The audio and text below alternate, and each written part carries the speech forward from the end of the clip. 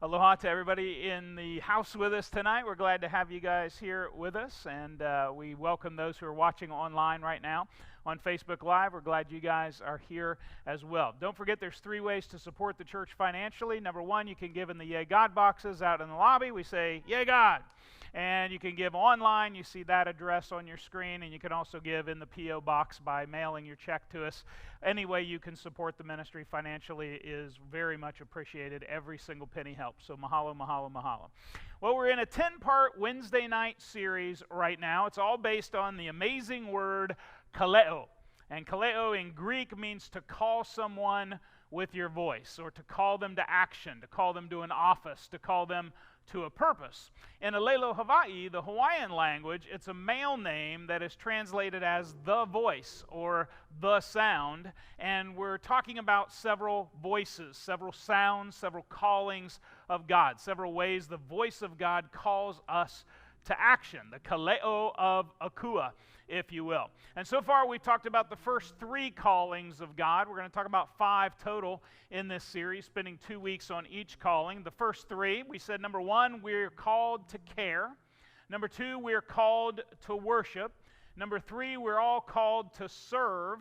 And then tonight and next week, we're going to be talking about the 4th Kaleo of Akua. We are called to make disciples. So if you're ready to hear what God's put on my heart to share with you tonight, would you type if you're watching online, or say out loud if you're here in person, hit me with it, G, I'm ready. Awesome. So in his very last words while he was on this earth in flesh and blood, Jesus told us that we are called to make disciples. If you are a disciple of Jesus Christ, then you are called to make more disciples of Jesus Christ. Let's read Jesus' own words about this. We call it the Great Commission.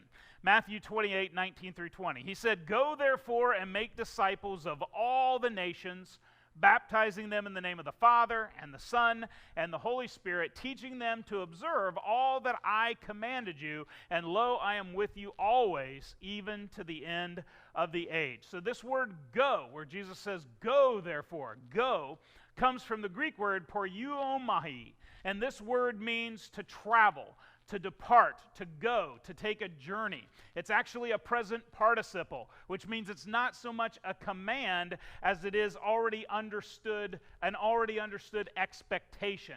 In other words, the going that Jesus is talking about is supposed to be already happening. Very literally, this could be translated as you go, or as you keep going.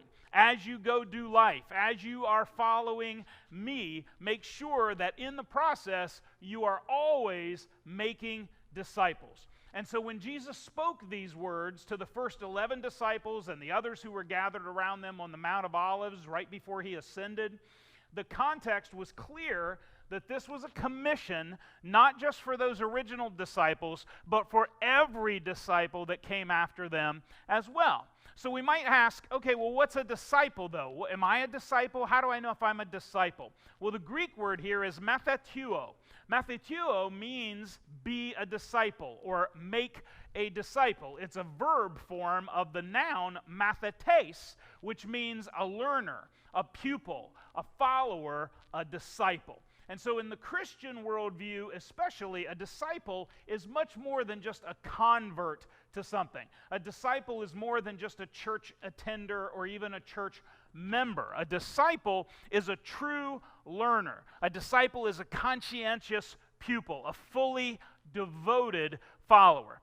Right? A disciple, in following a rabbi or a teacher or their master, was someone who was going to adhere to their example, to the teachings of their teacher. And so they're basically saying, hey, I want to be just like you. I want to be under your teaching. I want to memorize what you have to say so that I can say what you say and do what you do and carry on the work that you've started. I want to do life the way you do life. You are my model.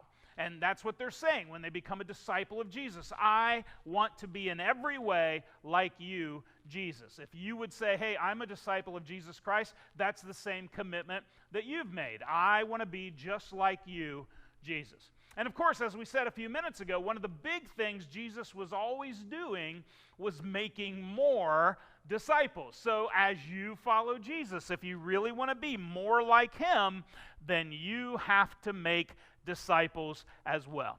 And here in the Great Commission, Jesus spells out for us what's involved in doing that. What does it mean to make a new disciple? He says we're to baptize them in the name of the Father and the Son and the Holy Spirit, and next we're to continually teach them to observe everything Jesus has taught them. Now, there's an important distinction we have to make here, because before you can baptize somebody into this Trinity faith of the Father, Son, and Holy Spirit, you first have to lead someone to faith. You have to lead them to Christ, and that's accomplished by sharing the gospel, sharing your testimony, helping that person come to a decision point where they too feel that tapping on their heart by the Holy Spirit, and they too want to become a disciple of Jesus.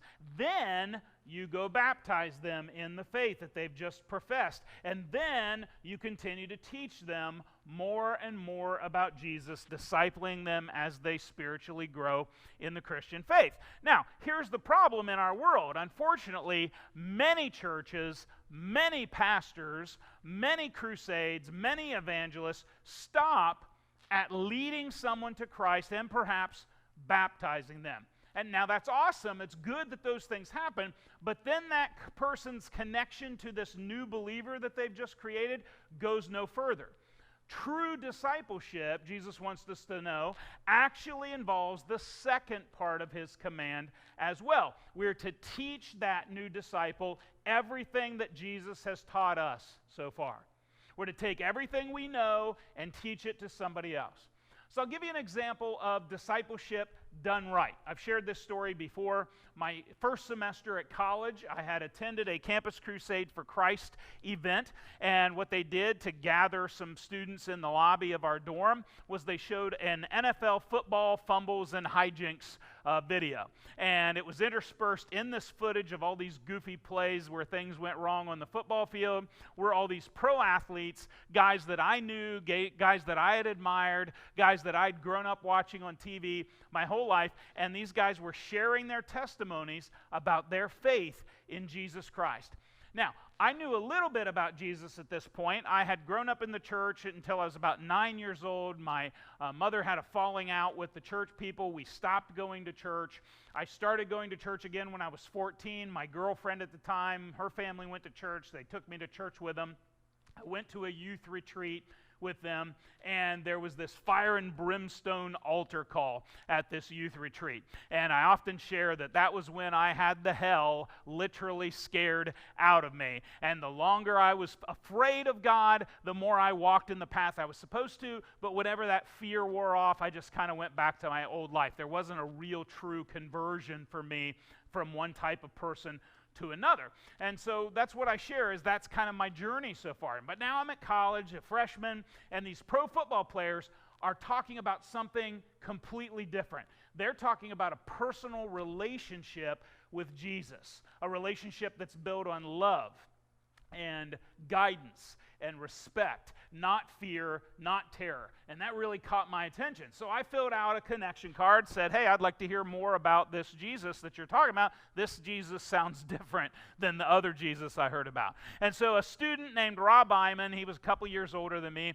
he made multiple trips to my dorm to try to meet with me. I lived on the 4th floor of Crawford Hall at Ohio University, which was built up on top of another story high catwalk. So Rob was going up 5 flights of steps every time he came to my dorm room to try to talk to me about Jesus, and he always missed me. I was always somewhere else doing something, and he'd leave a note, and he'd leave a note. This is before we all had cell phones, and so he just had to keep trying again. And after multiple tries, one day he finally caught me in the room, and we went down into the common living area on my dorm's floor, and we sat together for the first time in my life, and I heard this full gospel of Jesus Christ. I heard the words, God loves you, and he has a wonderful plan for your life.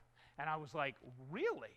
God loves me? Because that just blew my mind. Because up until that point, I had been afraid of God. And I knew I wasn't the person God expected me to be, and I figured he was pretty ticked off about that, and so I was just trying to kind of avoid him and stay off of his radar. I certainly didn't think he loved me. I thought if he really pinned me down, I might say God doesn't like me at all. He might even hate me. And my goal up to this point was, again, just really about avoiding hell. It wasn't about gaining a relationship. And suddenly, through Rob's intentional discipleship over several weeks, several months ahead, as he taught me more and more about God, more and more about Jesus, more and more about the Holy Spirit, more and more about the Word of God, more and more about life in general, I found myself running towards God as fast as I could. I was desperate to know God more and more. So what did Rob actually do for me? He made a disciple, right? He did what Jesus called him to do. Becoming a person who makes disciples, it's really just about connecting with people that you meet as a friend, as someone who truly cares about their eternity, and then being willing to invest your life into that person. It's really just about invest and invite. Invest and invite over and over again. You don't have to be an expert. You just teach them everything God has taught you so far. And you don't have to know everything. You just share the parts you do know so far. Invest in them, invite them to follow you as you follow Christ. As you walk across the gym, as you go to school, as you start a new job, you're always making new acquaintances. Hopefully some of them become friends, and as you're doing that, Jesus is saying, hey, you're doing your daily life, as you go, as you work, as you go to school, as you go wherever, make disciples too. Introduce that new friend to the best friend they will ever have, Jesus Christ. And then continue that relationship with that person and help them continue to grow in their knowledge and in their relationship with Jesus. So since that example, that first example of Rob Iman in my life, man, I've had the wonderful, amazing privilege to do that kind of one-on-one discipling, one-on-one mentoring with dozens of people over the last 40 years of me being a follower of Jesus. However, the heartbreaking reality is most followers of Christ, most disciples are not making more disciples. The current standard church model in America is people come to church for an hour a week, maybe every other week. They watch the church thing happen for an hour, and then they go home and they go about their lives. And there's this major disconnect from the rest of their life. They've compartmentalized their life so that their faith is in this corner and it doesn't impact their school or their business or any of their relationships outside of fellow church members that they know in that setting. And they figure any discipling that needs to be done in the world will be done by pastors or Sunday school teachers, Sunday school or from the pulpit each week. That's where all the discipling happens. But that's not true. Listen, don't miss this. Listen, you are called by Jesus to go make more disciples. You are called. I am called. And yet most Christians never actually do it, never actually disciple a single other person in their life. And the reason most Christians aren't answering this call of Jesus to go and make disciples is usually because of one of two misconceptions about discipling. We're going to talk about those tonight. The first one is this. Many of you might feel this way, and that is you feel like, I'm not ready. I'm not ready to disciple anyone. Maybe you feel like I'm just simply not ready to try to teach someone else anything about God or the Bible or spiritual living. I don't know enough yet myself. I'm not an expert. I'm not ready to teach a Bible study. I don't want to lead a prayer meeting. I certainly don't want to have to teach a Bible study on the book of Revelation because I read that once and there's flying beasts and horns and a lamb with way too many eyes and people marked with tattoos of 666 and all that just really wigs me out. I don't understand any of that, so I'm not ready. And I've talked to a lot of people over the years who feel that way. I'm not good enough yet. I'm not smart enough yet. I'm not experienced enough yet to disciple anyone else. Well, here's what I want to do tonight. I want to challenge you to reframe your thinking about what it actually means to disciple another person. Certainly, discipling others in the way Jesus means it is always built around God's Word, but it doesn't have to be limited to a traditional Bible study. It can also be just as you go, as you daily do your life. Just help others apply biblical principles to their lives. Let me say that again. As you daily do life, as you go, just simply befriend somebody and help them apply biblical principles in their lives. Here's an example. It might be befriending a younger married couple who's struggling in some way. And as you befriend them and you hear about what's going on in their life, you say, you know what, here's some ways you can honor God better in your marriage that my spouse and I have found out, and it's really helped us. And as you both grow closer to God, you'll grow closer to each other. Whenever I talk to people like that, I talk about the triangle, right? Here's you, here's your spouse, here's God. You're having trouble getting closer together. Everything you try is falling apart. Well, then just both concentrate on getting closer to God. And as you get closer and closer to God, you see what's happening to the two of you. You're getting closer and closer together by default. It's an amazing thing. And so maybe you just give somebody that kind of advice. Or it could be helping somebody who doesn't really understand money principles very well. And you say, well, you know what? Here's some biblically sound principles about how to better manage your finances. Or it could be talking to someone who is a parent and they're pulling their hair out. They're at the end of their rope. They don't know what to do to get this kid in line. Everything's a mess at the house. And you say, you know what? Here's what I've learned from the Bible about being a parent that has helped me a lot. I'm not a perfect parent either. I still make a lot of mistakes. But here's some ideas that might help you. Maybe this biblical idea about child raising will help you. Maybe it will help. It could be just praying with someone who shares in a conversation that they have an illness or they have an injury or a loved one is ill and they're struggling with something, and you just listen to what they say and then you say, would you mind if I prayed for you right now? And a lot of people, they feel really intimidated when I suggest that. Oh, I could never offer to pray for somebody. They'd be so offended. 99% of the time, that's not the case. I've had people who would express to me, I'm an atheist, I don't believe in God, but as they share this struggle that they're going to, and I offer, would you mind if I said a prayer for you right now? They go, okay. You know, I'm not asking them to pray. I'm just saying, can I say a prayer for you? And even if they don't think it's going to do any good, 99% of the people will say, sure, okay, you can say a prayer for me. And you never realize how many doors that opens to a spiritual conversation following up. Letting them hear you pray in a very comfortable, very personal conversation with God, you're teaching them, hey, it's okay to look to God. It's okay to speak to God in times of trouble. You don't have to have this massive King James, 20-syllable word prayer. You can just talk to God the way I'm talking to you right now, and He's there ready to hear and respond.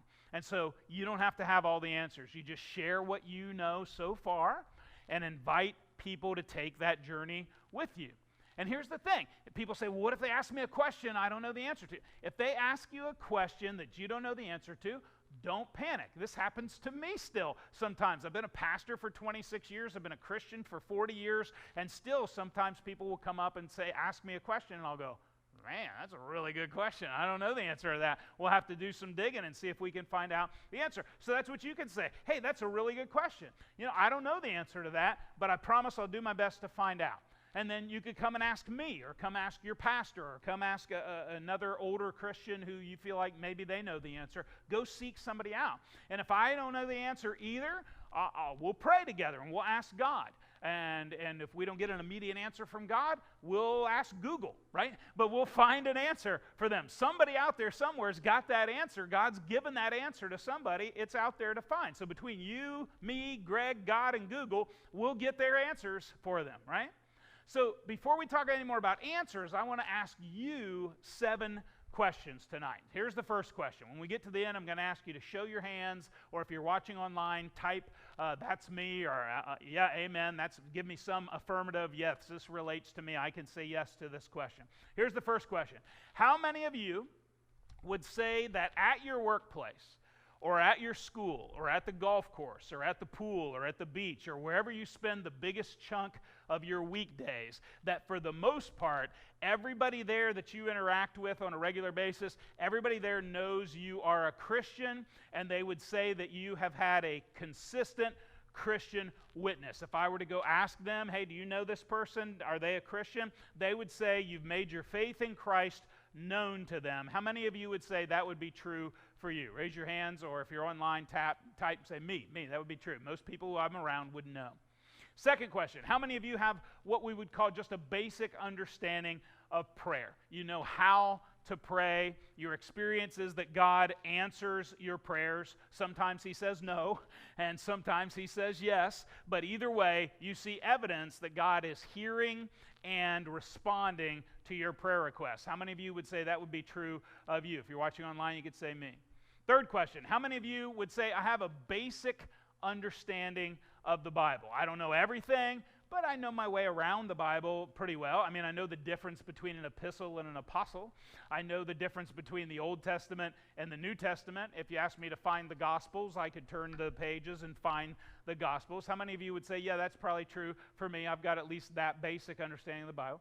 Fourth question, how many of you would say, well, I'm a parent and my kids aren't perfect. We've made enough mistakes along the way raising them, though. We could probably help somebody else avoid making some of the same mistakes we've made. Would you say that's true for you? Okay? Fifth question. How many of you would say, you know what, financially, I haven't always made the perfect decision, but I do understand the biblical principle that the borrower is slave to the lender.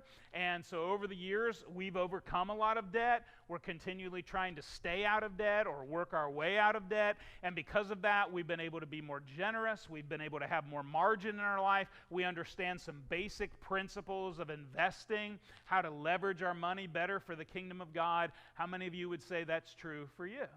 Sixth question, how many of you have ever been hurt by someone, betrayed terribly by someone, let down by someone, and by the power of the Holy Spirit, you have learned to supernaturally forgive something that somebody did to you that others would say, oh, that's unforgivable. I could never forgive somebody for that. But you've learned how to do that. You've learned how to carry on. You've learned how to move forward in life even through that disappointment. How many would say that's true of me? Seventh question, those of you who are married or have been married at some point in your life, how many of you would say, oh, just like the parenting thing, our marriage is not perfect, but along the way, we've learned a lot from some mistakes that we've made, and you know what, I think I could offer some positive help, some coaching of biblical principles on marriage to a young married couple just starting out. If that's you, would you raise your hands for that? Some of the guys watching online, they just nudged their wife and said, is that us, honey? Is it okay for me to raise my hand right now? All of you who raised your hands, all of you who typed me or any of those other things I just said, listen, I want to say this very directly to you. If any of that's true, and there's other questions I could ask you, but you get the idea. If any of that is true, then you are able to disciple. And again, don't forget this, you are called by God to make disciples. You're commanded by Jesus to make disciples. So you can do it. Jesus isn't going to set you up for failure. He's not going to command you to do something you can't ever do.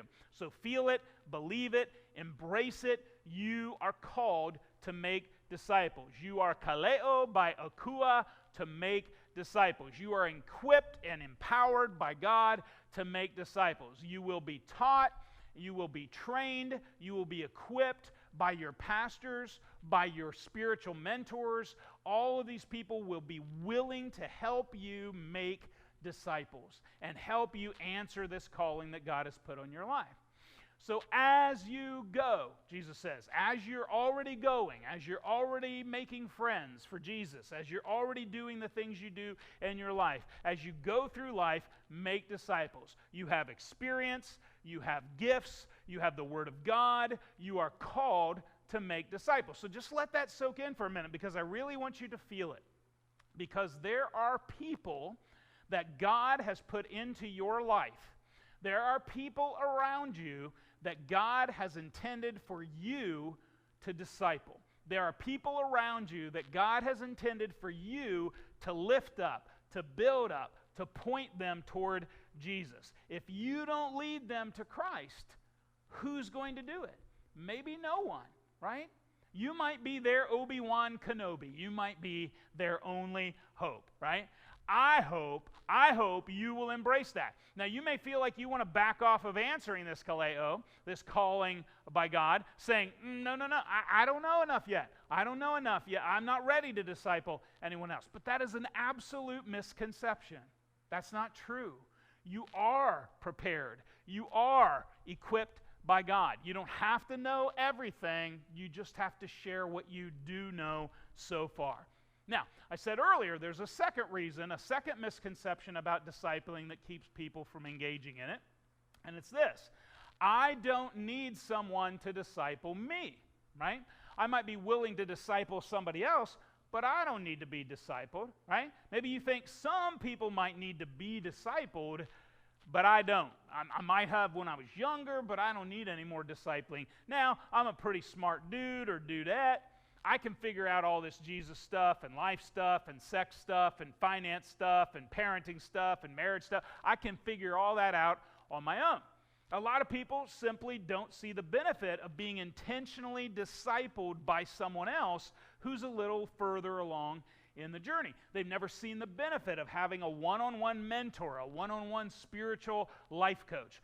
And then others are just simply too proud. They don't want people to know their business, right? They don't want anyone knowing that they don't have all the answers. They don't want anyone knowing they're not all put together yet. And the competition that they feel at school, or the competition they feel at work or at home or on a sports team, has taught them to never let on when you have a weakness. Never let on when you don't know the answer. If you don't know it, fake it, because otherwise you'll lose your edge. You'll lose your advantage over somebody else. Now, don't miss this. Don't miss this. They think, I'm going to fall off the ladder of success. If you feel that way, don't miss this. Listen, if you feel that way, you are terribly misinformed, because I would instead argue this, and I want you to hear this: the better you are at something, and the better you hope to become at something, the more specialized help you should seek. Not less, the more specialized help you need. Professional athletes, for example, in addition to all the general coaches they have on their teams, they still go hire a personal coach to focus on their needs specifically. Professional actors do the same thing. Professional singers do the same thing. They hire coaches to help them become even better. So think about this. The better that you are, or the better that you hope to be as a discipler or as anything in life, the more specialized help you should seek. That's true in sports, that's true in the arts, that's true in school, that's true in business, and it's true in ministry. It's true in discipling, mentoring, coaching. All of these things are valuable to you to receive yourself, as well as giving to others, if you want to reach peak knowledge, peak performance, peak results. The greater your skill level, the more you actually need a professional coach, a professional discipler, somebody who's further along in the knowledge base than you are. Let's take football, for example, just to prove this concept to you. Let's take a group of kindergarten flag football players, right? They're just starting out. They barely know the game. Most of the time they just run around on the field. They pick flowers, they really don't get it yet. So you got like 15, 20 kids, and you typically got one coach. You got one coach coaching this whole team of 15 to 20 kids, because the kids just aren't good yet. They don't need specialized help yet. They're all pretty much just running around playing tag. Now, let's contrast that with big college or pro NFL teams. What does their coaching staff look like now? Well, now there's a head coach, there's an offensive coach, there's a defensive coach, there's the special teams coach, there's the kicking coach, there's the strength and conditioning coach, there's the defensive backs coach, there's the passing coach, there's the running back coach, there's the inside linebacker coach, there's the outside linebacker coach, the get you out of trouble when you do stupid things coach. There's a coach for everything, right? There's all these kinds of different coaches. Now, my Pittsburgh Steelers, I'm a huge Steelers fan. The Pittsburgh Steelers currently list 16 coaches on their website, And they've only got 53 players on the roster, half of whom never even take the field in a game all season. Why so many coaches? Because professional football players are better. They need to have specialized people speaking into their lives. So let's apply this to every other area of life. If you want to become the best dad the world has ever seen, you need to go find a great father and ask that person to disciple you. Meet with them once or twice a week. Discuss dad issues, how to be the best dad ever. If you want to become a tremendous leader, then you've got to make sure you've got people regularly speaking into your life about spiritual leadership, discipling you, teaching you how to become a better leader. And we could go on to every other kind of category we think of. This is true. Now, of course, one great biblical model of this kind of coaching, this kind of discipling, we find in the relationship of Paul and Timothy. Paul was a spiritual father to Timothy. In fact, he referred to him as his son in the faith. Paul was the father figure, Timothy was the son figure, and Paul was even more committed to Timothy's growth and success than Timothy himself was. It's just like all parents, right? We want for our kids more than we ever wanted for ourselves. We want them to experience the best in life. And so I've been blessed along the way to have a few Pauls in my life, a few spiritual mentors, a few coaches who speak into my life. I've still got people who mentor me in leadership, people who mentor me in God's Word, people who are coaches in my life, who teach me about life balance, who teach me about managing money, different people who teach me how to be a good father, how to be a good husband, how to be a good pastor, how to be a good leader. I've got subscriptions to the master classes and subscriptions to leadership classes on websites. I read constantly. So I've got all of these Pauls constantly speaking into my life.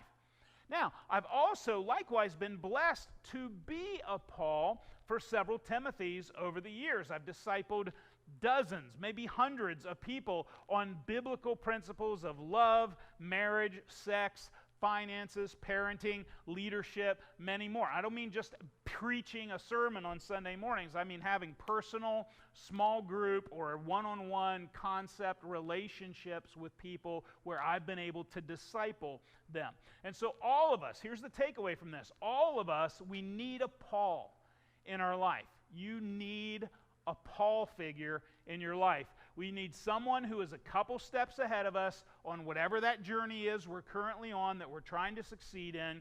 Somebody who can show some of the pitfalls, show us the ropes, guide our steps. Somebody who can spiritually and practically disciple us to become more and more and more like Jesus in that particular area of life. And all of us, we also need a Timothy. We need a Paul, but we also need at least one Timothy in our life. We need somebody to pour our life into as well, to teach someone what Jesus has taught us. That's part of the Great Commission.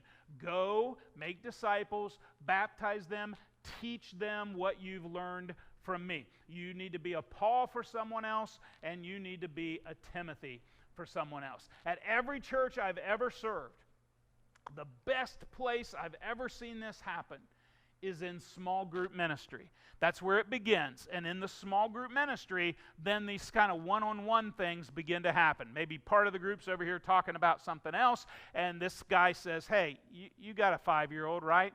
Man, I'm having trouble with my 5-year-old. What are you doing, right? And these one-on-one kind of relationships happen. Well, here at Waikoloa Community Church, we call these kind of small group ministries Aloha Groups. At my previous church, we called them home huddles, right? They're simply groups of people that meet in homes and do Christian life together as you go, as you are doing life together, right? They're simply groups of people that meet in homes and gather together on a regular basis. And they do things like Bible study, and they eat together, and they just have friendships, and they go support each other's kids at ball games or plays or concerts, and they just live life together. They go out to eat together. They go to the beach together once in a while. They just live life together, kind of a big extended family.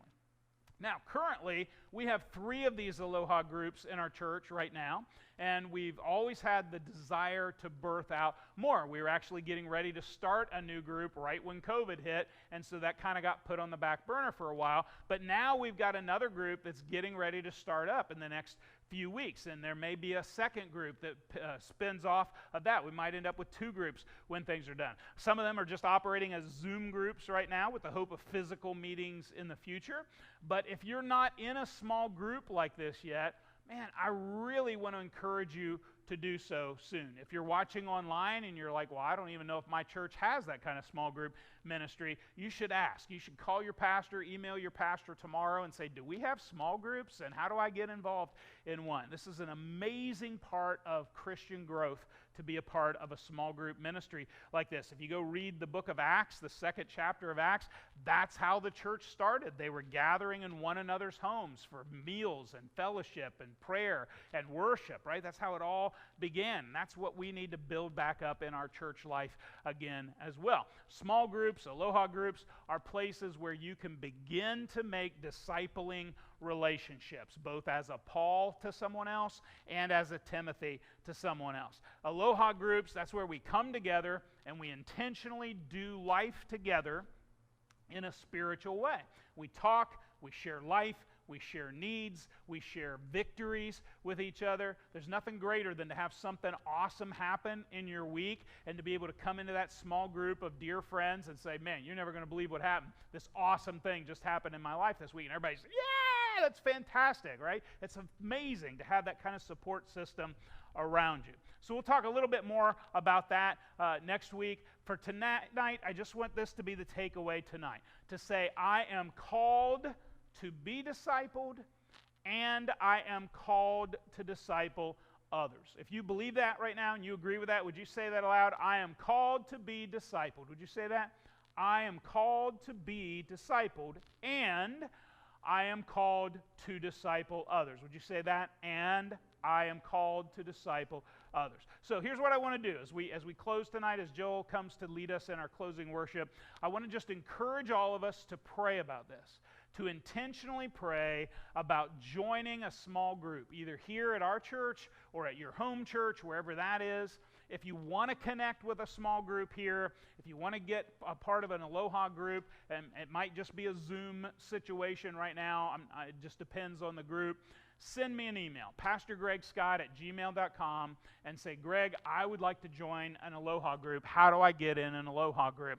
And if you're here, or even if you're online right now and you're watching from California or London, Brad's over there in London. We got friends in North Carolina who are watching. We got people in Michigan, people in Ohio, people all over the country, all over the world in some cases, the Philippines, the Micronesia. There's people watching. And right now, if you've got the right schedule and you can make it work on your clock and your calendar, we can plug you into a Zoom small group. It's not exactly the same as being in a room where you can hug each other and do all that like we used to, but it's still a step in the right direction to not feel isolated, to not feel alone, to have somebody who's a little bit further on the path of following Jesus than you are, who's ready to lift you up and bring you along with them, to teach you what they know. And it's a great opportunity for you to do what Jesus called you to do in the Great Commission as well. He's calling you, go make disciples, and along the way you're going to have to be continually discipled as well. Otherwise you're going to be a well that runs dry. You're going to give away everything you have and there's nothing new to give to anybody, and Jesus doesn't want that situation either. He wants you to keep building up your knowledge of Him, keep building up your relationship with Him, so that you always have more and more to teach, to give away to others. So let's do that. I want to be discipled, and I want to disciple others because I'm called to do this by Jesus. Let's pray together. Father God, I thank you for this challenging calling that scares so many people I talk to. When I ask, have you ever discipled anybody? Have you ever shared your testimony with anybody? Have you ever shared the gospel with anybody? Have you ever been able to lead somebody to a relationship with Jesus Christ? I see so many people get kind of freaked out by that, get scared about that. Oh, I don't know enough to do that. I'm not smart enough to do that. I'm not experienced enough to do that. Oh, I can't do that. We're all called to do that. And so if we don't feel like we're ready to do that, boy, we just need to find a discipler. We need to find a Paul figure in our life and say, hey, I know Jesus calls me to do this, but it just kind of scares me. I don't know where to start. Can you teach me how to begin to share my faith? Can you teach me how to begin to disciple somebody else, teaching them what I know? And there's going to be somebody. Maybe the first person you ask says, oh, I'm not going to do that. Ask a second person, a third person, a fourth person, until you find that discipler, until you find that mentor who can help you begin that path of discipling others, which we're all called to do. That's my challenge to all of us tonight, Lord. I pray you'd put that on our heart and give us the nudge we need to seek out the help we need to answer this calling that you put towards all of us as the command we know as the Great Commission. Help us all be faithful to say yes to that calling. That's my prayer for all of us tonight in Jesus' name.